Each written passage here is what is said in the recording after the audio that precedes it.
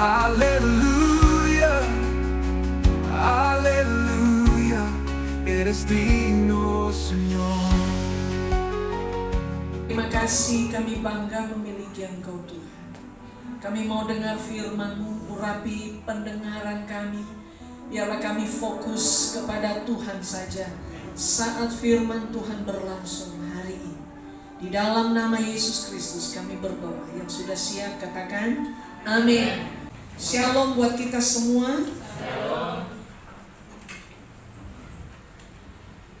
Kita berdoa supaya mereka yang sedang sakit dijamah Tuhan, disembuhkan Tuhan. Mereka mengalami pemulihan total daripada Tuhan. Kita bersyukur juga hari ini kita ada dalam keadaan sehat dan tubuh yang diberkati oleh Tuhan. Bapak Ibu serta saudara, kita sudah memuji Tuhan. Biarlah segala pujian itu tertuju hanya kepada Tuhan. Tujuan kita hanya kepada Tuhan. Hari ini saya mau mengajak kita mendengar firman Tuhan yang terdapat dalam Kolose pasal yang ketiga. Ayat pertama sampai dengan ayat yang keempat. Sudah dapat? Mari kita baca bersama-sama. Karena itu, kalau kamu dibangkitkan bersama dengan Kristus, carilah perkara yang di atas, di mana Kristus ada, duduk di sebelah kanan Allah. Pikirkanlah perkara yang di atas, bukan yang di bumi. Sebab kamu telah mati dan hidupmu tersembunyi bersama dengan Kristus di dalam Allah. Apabila Kristus yang adalah hidup kita menyatakan diri kelak, kamu pun akan menyatakan diri bersama dengan Dia dalam kemuliaan. Amin. Silakan dulu Bapak Ibu. Ayat ini mengingatkan kepada kita untuk hidup sesuai dengan identitas baru sebagai orang percaya dan fokus pada tujuan kekal di dalam Kristus. Kita perlu menyadari bahwa kita punya identitas yang baru. Kita punya identitas di KTP kita sebagai WNI. Kita bangga menjadi orang Indonesia. Itu penting. Kita punya kartu identitas. Nah sekarang pada waktu kita percaya kepada Tuhan, kita memiliki identitas yang lain, yaitu apa tadi? Orang yang percaya kepada Kristus, milik Kristus. Jadi kita punya dua identitas. Identitas itu berlaku di mana tempat itu kita ada. Kita memiliki KTP, maka itu berlaku di negara kita. Kalau sudah usia 17 tahun itu diwajibkan punya KTP. Nah, bagaimana dengan identitas kita sebagai orang yang percaya kepada Tuhan? Identitas sebagai warga negara sorga. Itu penting kita punya. Sebab kalau kita tidak punya identitas, kita tidak bisa lakukan apa-apa. Sekarang, apa-apa mana KTP-mu? Kita mau buka rekening, mana KTP? Ya, kita mau berobat, kalau kita ketinggalan kartu BPJS, mana KTP? Bahkan ya sudah 2-3 tahun yang lalu diperdengarkan bahwa kalau nggak ikut BPJS maka nggak bisa akan buat ini itu. Saudara yang kekasih, kita harus fokus juga identitas yang baru ini, yaitu kewarganegaraan sorga. Karena ini satu-satunya yang akan menyatakan bahwa kita milik Kristus, bahwa kita adalah benar-benar warga sorga. Penting yang pertama yaitu fokus mencari perkara-perkara yang di atas. Tadi firman Tuhan katakan, pikirkanlah perkara yang di atas, bukan yang di bumi. Kita tidak boleh salah mengerti tentang hal-hal yang dicatatkan oleh Alkitab bahwa pikirkan aja hal-hal yang surgawi. Tadi saya katakan kita punya identitas dua, sebagai warga negara Indonesia dan warga negara surga. Mana yang sering kita kerjakan? Apakah kita hanya melulu melakukan kewajiban-kewajiban kita sebagai warga negara Indonesia? Atau kita juga melakukan hal-hal apa yang perlu kita kerjakan sebagai milik Kristus, ya, sebagai umat Tuhan, sebagai milik kepunyaan Tuhan. Sebagai warga negara Indonesia, kita membayar pajak kita. Kita pakai TV, kita bayar pajak. Bahkan kita makan yang mestinya itu adalah urusan rumah makan, tapi dikenakan kepada kita. Ayat ini mengingatkan, saya ulang lagi, kepada kita bahwa kita harus hidup sesuai dengan identitas baru kita. Yang pertama, fokus mencari apa itu perkara-perkara yang di atas. Fokus mencari itu adalah sebuah usaha yang harus terus-menerus secara konsisten untuk mendapatkan hal-hal yang kita ingin raih itu. Mengapa Bapak Ibu kita perlu fokus? Kita masih diingatkan, Tuhan Yesus memberikan sebuah perumpamaan. Ada seorang yang memiliki 100 ekor domba. Satu di antaranya ini tersesat. Pemilik domba ini meninggalkan yang 99, tapi fokus mencari kepada domba yang satu ini. Artinya betapa pentingnya satu jiwa di hadapan Tuhan. Kita harus fokus mencari hal-hal apa yang menjadi rencana Tuhan dalam hidup kita. Apa yang harus saya kerjakan Tuhan? Apa yang saya harus buat Tuhan? Supaya kewajiban saya sebagai warga negara sorga itu terpenuhi. Sebab semua yang kita lihat, semua yang kita nikmati ini, semua yang ada dalam genggaman kita ini hanya bersifat sementara. Pada waktu kita disuguhkan makanan yang mewah, pada waktu kita disuguhkan makanan yang mahal di restoran yang harganya miliaran pun, itu hanya sementara. Itu hanya numpang lewat di mulut kita. Setelah masuk ke tenggorokan kita, sudah nggak ada rasanya lagi. Dan mungkin sore atau malamnya atau besoknya kita akan membuangnya. Itu hanya sementara. Apa yang kita punya itu nggak selamanya itu ada dalam genggaman kita. Perkara sorga yang harus kita pikirkan, di mana Bapa kita ada, yaitu apa yang menjadi harapan Tuhan dalam hidup kita, dalam pemerintahan Tuhan atas diri kita, atas manusia, atas keluarga kita. Kita perlu tunaikan semua itu. Makanya Matius pasal yang ke-6 ayat 33, coba Williams baca. Tapi carilah dahulu kerajaan Allah. Carilah dahulu kerajaan Allah Dan kebenarannya, maka semuanya itu akan ditambahkan kepadamu. Iya. Carilah dahulu kerajaan Allah. Ternyata paling utama itu carilah dahulu kerajaan Allah, maka semuanya itu akan ditambahkan kepada kita. Mencari kerajaan Allah itu enggak gampang. Bahkan saya dengar kepada Ibu Merlina bahwa menjadi warga negara di Belanda itu enggak gampang. Dia harus diuji bahasa Belanda di sana. Saudara yang kekasih, jangan kita berpikir seperti kita mengurus KTP. Kita punya orang-orang yang kita bisa andalkan, urus KTP saya, urus BPJS saya. Enggak segampang itu tentang sorga. Kita masih bisa menyuruh orang-orang yang ada di dunia ini. Orang yang bisa kita mintain tolong urus KTP saya, tolong urus ijazah saya, surat nikah saya. Kerajaan sorga itu pribadi-pribadi Bapak Ibu.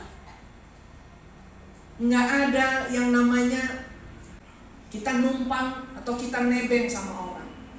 Nggak bisa sendiri-sendiri. Jadi penting kita membangun hubungan kita kepada Tuhan. Kayak gimana sih?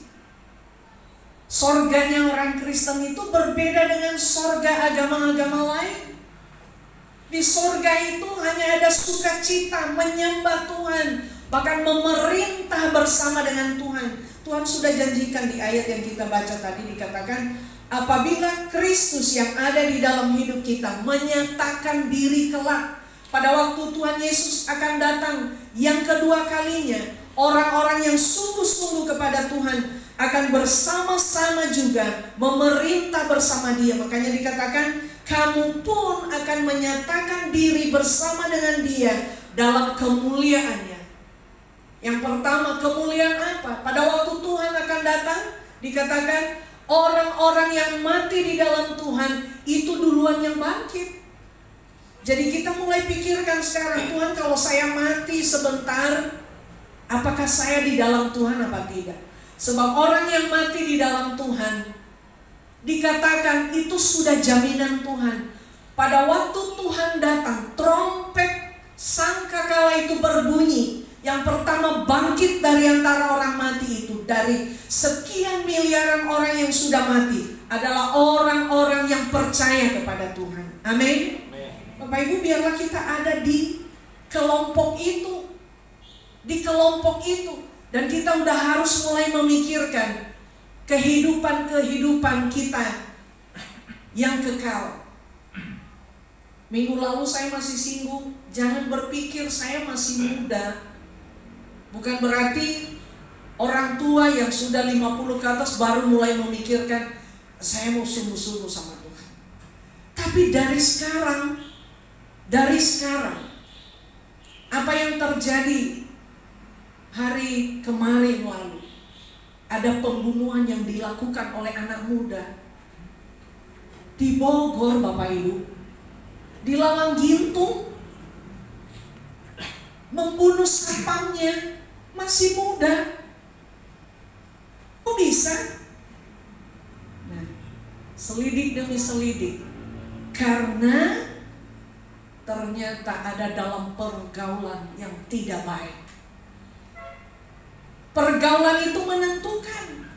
Apa yang tadinya orang pikir gak mungkin lah, masa usia anak masih muda begini, anak youth begini, bisa membunuh seseorang. Tapi ada sebuah kendali yang dipegang oleh iblis dalam kehidupan seorang anak muda yang tidak takut kepada Tuhan. Maka dia akan diperalat oleh iblis itu. Perkaranya gimana sekarang? Tanggung resiko.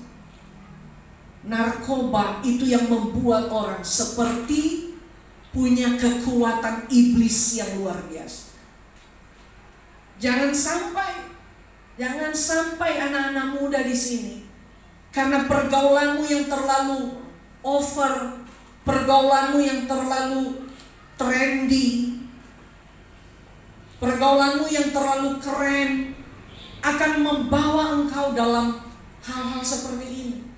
Mengerikan. Nggak boleh berteman? Boleh. Bertemanlah seluas-luasnya.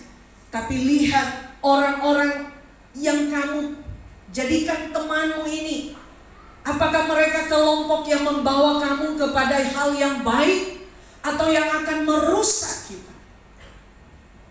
Itu kenapa Tuhan memberikan kita pikiran. Itu kelebihan kita dari ciptaan Tuhan seperti kucing. Kucing itu betul ada otaknya, tapi nggak ada isinya. Jadi kita diberi pikiran supaya kita bisa membedakan hal yang baik dan yang tidak baik. Ayat ini mengingatkan kepada kita kembali bahwa kita harus fokus mencari kerajaan Allah terlebih dahulu. Maka semuanya itu akan ditambahkan kepadamu. Hal yang penting lainnya yaitu melakukan dengan setia sampai kita bertemu dengan Dia untuk menjemput mempelainya atau gerejanya. Mari kita setia kepada penantian kita terhadap kedatangan Tuhan yang kedua kali. Orientasi kita bukan lagi hal-hal apa yang ada dalam atau isi dunia ini untuk dikejar, tetapi sorga. Kebakaran yang terjadi di LA seminggu yang lalu, Bapak Ibu, saya melihatnya, saya malah langsung gini, jangan-jangan kayak gini yang namanya lautan neraka. Keajaiban itu selalu ada bagi orang-orang yang dekat kepada Tuhan. Akan dikatakan ada sebuah rumah yang terselamatkan, dan ternyata nenek-nenek yang suka berdoa, yang rumahnya tidak tersentuh dengan api itu. Itu mujizat. Kebakaran itu pada tanggal 7 Januari menghanguskan 23.700 hektar dan telah memberikan kerugian yang sangat besar kepada penduduk LA di sana. Ada 180.000 penduduk harus mengungsi dan lebih dari 5.300 rumah terbakar. Artinya yang dimiliki di dalam dunia ini tidak bersifat kekal. Bahkan LA ini adalah bisa dibilang kompleks orang-orang kaya. Hollywood, mungkin bagi para artis-artis Hollywood, rumahnya kan gak hanya satu, terbakar semua kan. Nah hanya satu, mungkin ada di tempat lain, tapi bagaimana mereka yang hanya cuma punya satu rumah, kebayang saat ini mereka gimana? Saudara yang kekasih, semua ini hanya sementara, fana semua. Makanya Matius pasal yang ke-6 ayat 19 sampai 21 katakan begini. Janganlah kamu mengumpulkan harta di bumi ngengat dan karat merusakannya dan pencuri membongkar serta mencurinya. Tetapi kumpulkanlah bagimu harta di sorga ngengat dan karat tidak merusakannya dan pencuri tidak membongkar serta mencurinya. Karena di mana hartamu berada, disitulah hatimu berada. Sinkron dengan Matius 6 ayat 33 tadi katakan, carilah dahulu kerajaan Allah. Kerajaan Allah itu bersifat kekal. Bersifat kekal, bersifat kekal. Yang ada di dunia ini hanya sementara. Yang dibanggakan orang-orang LA telah menjadi bumerang bagi mereka hari ini. Mereka orang-orang yang terlalu bebas, saking sekularisasi di sana, banyak yang ateis. Diperkirakan 2030 bahkan China akan menjadi penduduk dunia terbesar kekristenan di sana. Kenapa? Karena hidup mereka dalam tekanan yang luar biasa. Mereka beribadah itu harus sembunyi-sembunyi. Mereka mencari Tuhan itu dalam ancaman. Berjalan aja membawa Alkitab harus sembunyi-sembunyi. Alkitab mereka itu karena masih buku disobek satu lembar disuruh baca, kalau udah habis gantian membacanya. Kita bebas Alkitab kita, tapi nggak tahu pernah dibaca Pak, nggak sampai sobek kan, karena sering dibuka. Di LA banyak orang nggak percaya Tuhan lagi. Walaupun banyak orang menghubungkan kejadian di LA merupakan akibat dari mereka tidak memberi hormat kepada Tuhan. Ini disclaimer ya, maksudnya beda-beda pendapat. Karena mereka tidak memberi penghormatan kepada Tuhan. Kan kalau Agnes Monica, dia selalu bilang terima kasih kepada Tuhan Yesus. Kalau di sana nggak ada, itu saking bebasnya. Sampai mereka ketawain kan, oke lah, itu beda cerita. Orang boleh bilang, oh iya itu karena angin dan di sana keadaannya musim panas yang gampang terbakar. Tapi jangan dilupakan, pada waktu kita meremehkan Tuhan dalam hidup kita, apa yang kita raih, ingat, itu akan cepat habis. Itu seperti kita memegang kapas yang ditiupkan Tuhan, itu hilang. Sekarang apa? Semoga dengan kejadian di LA, banyak orang-orang yang sadar, bertobat, kembali kepada hakikatnya. Di sana ada LGBT, semua apa yang ada di sana. Saya pikir mungkin lebih daripada Sodom dan Gomora, yang tidak bisa lagi membedakan tangan kanan, tangan kiri, hal yang baik, hal yang tidak baik, hal yang layak dan yang tidak layak. Penting memikirkan perkara sorga. Pelajaran dari hal ini yaitu ternyata kebebasan berekspresi juga akan membawa dua sisi dalam kehidupan seseorang. Maksudnya begini, pada waktu mereka meraih semua penghargaan yang luar biasa, itu bisa melambungkan nama mereka. Mereka dikenal di seluruh dunia. Tetapi hal yang paling mengerikan itu juga akan menjadikan mereka melupakan Tuhan. Makanya Raja Daud bilang begini sama Tuhan, Tuhan jangan buat aku miskin supaya orang lain tidak menghina saya. Tuhan jangan buat aku kaya supaya aku tidak melupakan Tuhan. Bertindak sesuai dengan pikiran dan tindakan Kristus. Perkara duniawi, yaitu semua hal yang berada di pikiran kita, perkataan kita, perbuatan kita, yang dinyatakan dalam rupa perintah, peraturan dan ajaran yang menghalangi manusia mengenal Allah secara benar. 2 Korintus pasal yang ke-10 ayat yang ke-5. Kami mengatakan setiap siasat orang dan merubuhkan setiap kubu yang dibangun oleh keangkuhan manusia untuk menentang pengenalan akan Allah. Kami menawan segala pikiran dan menaklukkannya kepada Kristus. Perlu pikiran kita ini ditaklukkan di bawah Kristus. Kenapa orang sulit sekali mau mengenal kepada Tuhan? Karena apa? Pikirannya sudah dibangun berkubu-kubu, bertahun-tahun, sehingga kita melawan pengenalan akan Tuhan. Di kota ini, apa yang sudah dibuat manusia berabad-abad untuk menolak Kristus sebagai Tuhan dan Juru Selamat.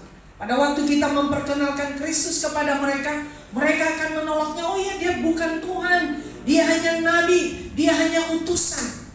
Padahal pikiran inilah yang sulit sekali mencerna makna dari kalimat diutus. Bukan diutus itu berarti dia hanya diperalat, bukan.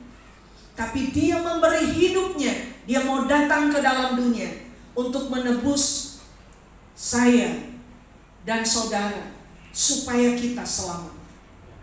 Agar kita bisa mencari dan memikirkan perkara-perkara di atas. Mari yang pertama yang harus kita lakukan yaitu menyadari keadaan kita sekarang di bumi ini. Bahwa bumi ini sudah tidak baik-baik saja. Usia bumi sudah terlalu tua untuk dihuni. Bahkan walaupun ada mulai orang taruh di IG, di sosmed, oh sekarang sudah ada tempat nanti di planet lain, sudah ada air di sana. Ini kan penentangan akan pengenalan akan Tuhan, seolah-olah menghalangi kedatangan Tuhan. Iya, kalau bumi ini Tuhan hancurkan, kami ada di Venus, kami sudah ada rumah di planet lain. Saudara, nggak ada yang bisa membatasi semua itu. Apakah planet lain Tuhan tidak bisa hancurkan? Semua yang ada di dunia ini Tuhan gampang sekali menghancurkan.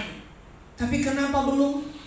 Tuhan masih lihat ada orang-orang percaya, ada orang-orang yang masih setia sama Tuhan, ada orang-orang yang masih suka berdoa, mendoakan keselamatan orang lain. Perlu menyadari, sadar dulu, iya Tuhan, keberadaan saya sekarang Tuhan ini. Dengan kita menyadari keadaan itu, maka kita akan berusaha memperbaiki hubungan kita dengan Tuhan. Perbaiki hubungan personal kita dengan Tuhan. Jangan menunggu orang lain. Jangan suka nyontek orang lain. Kalau orang lain belum sungguh-sungguh, saya juga nanti aja. Belum sungguh-sungguh dia sama Tuhan. Saya nanti aja, bila perlu kami bareng. Nggak bisa. Pasangan saya belum sungguh-sungguh sama Tuhan, nanti aja. Di sorga Bapak Ibu nggak ada istilah suami istri. Ingat selalu ini, nggak ada. Kita ada hubungan suami istri waktu kita ada di dunia. Batasnya ada hubungan kita. Pada waktu salah satu meninggal duluan, sudah putus hubungan itu. Udah nggak ada. Semua pertanggungan jawab itu masing-masing. Jadi mari kita perbaiki hubungan kita dengan Tuhan. Sudah seberapa dekat kita dengan Tuhan. Hubungan dengan Tuhan itu apa? Harus sering komunikasi. Harus sering kita berdoa. Harus sering kita curhat sama Tuhan. Kalau sebuah hubungan tanpa ada komunikasi, itu bukan hubungan. Kalau ada suami istri gak pernah ngobrol, itu bukan suami istri, itu orang lain. Itu orang lain. Kalau kita gak pernah ngobrol sama Tuhan, gak pernah tanya begini sama Tuhan, apa yang Tuhan mau saya lakukan dalam hidup ini, engkau belum sesungguhnya punya hubungan yang baik dengan Tuhan. Hati kita harus melekat kepada Tuhan, nempel kepada Tuhan, seperti Yohanes 15 ayat 4. Harus nempel di pokok anggur yang benar itu. Kalau kita dekat sama Tuhan, kalau kita melekat kepada Tuhan, kita pasti menghasilkan buah. Tapi kalau kita masing-masing cabang ini terpisah dari pokok anggur, yaitu Kristus, maka percayalah tidak akan pernah menghasilkan buah. Kita harus, kalau kita menyadari kita punya hubungan dengan Tuhan, kita sudah melekat dengan Tuhan, kita sudah terpaut kepada Tuhan, saya percaya zat-zat yang baik dari Tuhan itu akan mengalir dalam setiap sendi kehidupan kita, akan mengalir di setiap cabang hidup kita. Kalau ini pohon, saya melekat di sini, Bapak Ibu melekat di sini, Bapak Ibu ada di sini, maka kita akan menghasilkan yang namanya pertumbuhan. Kita akan pada akhirnya Tuhan akan melihat buah-buah dari kehidupan kita. Harus ada buah sebagai murid Kristus. Pernahkah kita berbuah? Berbuah itu banyak hal. Menguatkan orang yang lemah, mendoakan orang yang lemah, membawa jiwa sama Tuhan, memberitakan kabar baik kepada orang lain. Itu buah. Harus ada buah-buah yang nyata dalam hidup kita. Punya kerinduan seperti Bapa merindukan semua orang diselamatkan. Matius 28 ayat 19. Tuhan mau semua jadi murid Tuhan. Semua menjadi milik Tuhan, supaya sorga itu dipenuhi dengan orang-orang yang mengenal kepada Tuhan, orang-orang yang berbahagia dan ikut berbahagia bersama dengan Tuhan dalam pemerintahannya di sorga. Hidup berintegritas. Integritas itu apa? Integritas itu erat kaitannya dengan jati diri yang sejati. Kepada para aparat seperti polisi, TNI selalu diajarkan harus punya integritas kepada bangsa ini. Saya Indonesia. Kenapa di Papua pada akhirnya banyak orang yang membelot? Karena nggak punya integritas. Orang yang nggak punya integritas ditawarkan hal-hal yang menggiurkan itu, orang langsung menangkap. Kita harus punya integritas bahwa kita adalah milik Tuhan, sehingga kita tidak mudah tergiur terhadap hal-hal yang lain. Orang yang punya integritas tidak mudah dia menjual Tuhan hanya karena pacarnya, hanya karena pekerjaannya, hanya karena jabatan yang ditawarkan kepadanya. Punya integritas, bersikaplah, saya adalah milik Tuhan. Saya gak mau menggadaikan Tuhan hanya karena sesuatu hal yang bersifat sementara. Jadi marilah kita mencari perkara-perkara yang di atas, perkara-perkara sorga yang akan membawa kita menjadi milik Tuhan yang seutuhnya.